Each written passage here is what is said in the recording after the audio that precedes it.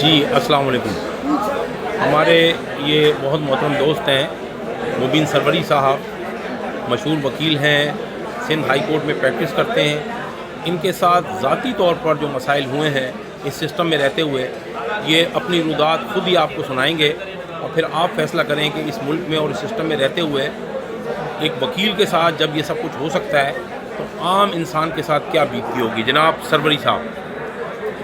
अस्सलाम वालेकुम जनाब, बहुत बहुत शुक्रिया, बड़ी मेहरबानी आपने मौका दिया मुझे अपनी रुएदाद सुनाने का। मसला ये है कि मैं नाज़िमाबाद गोल मार्केट 19/15 मकान नंबर में रहता हूँ तकरीबन 1971 से।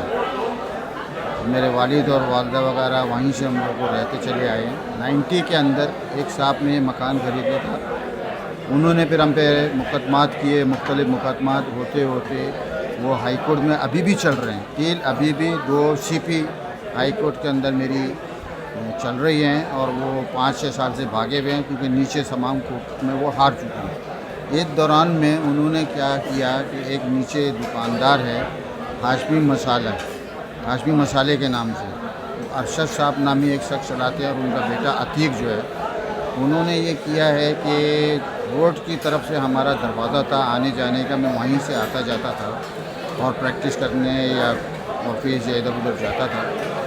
और पिछले दिनों ये हुआ कि मेरी बहनें भी वहीं रहती थी। पिछले दिनों ये हुआ कि मैं अपनी वालदा के दूसरे घर में चला गया उनको बहनों को लेके, क्योंकि वो बीमार थे।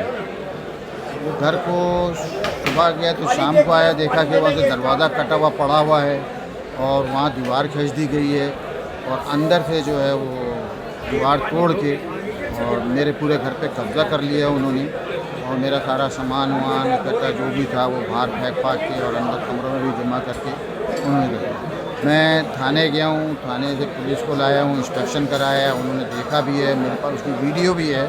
जो दीवार है और दरवाजे वहाँ पड़े हुए हैं, वेल्डिंग का सामान है, पुलिस भी खड़ी हुई है, सब कुछ मेरे पास उसका एविडेंस मौजूद है। उसके बाद उन्होंने, क्योंकि वो थोड़े से काफ़ी तादाद के लोग हैं, थोड़ा बदमाशी भी करते हैं, पैसा है दोनों के पास, तो मैं थोड़ा अकेला आदमी हूँ, मजबूर हूँ।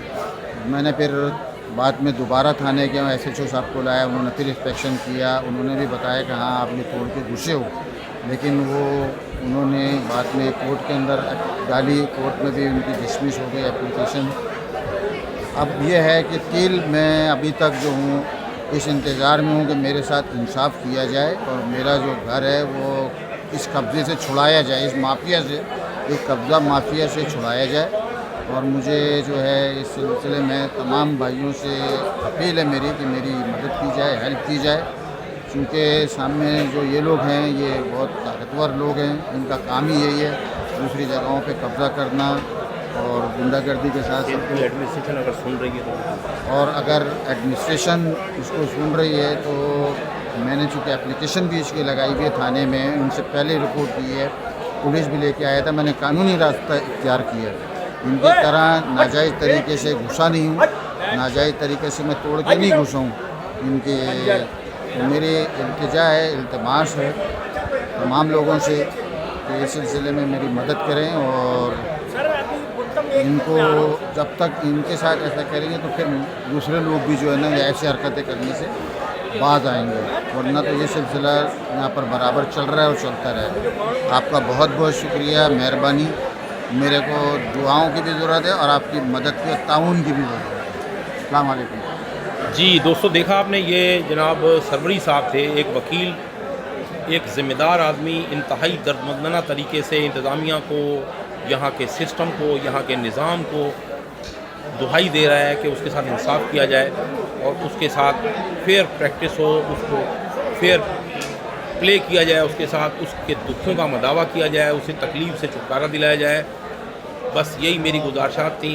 ये सिस्टम का असल चेहरा है जो मैंने आपके सामने रखा। आपका बहुत बहुत शुक्रिया। अस्सलाम वालेकुम।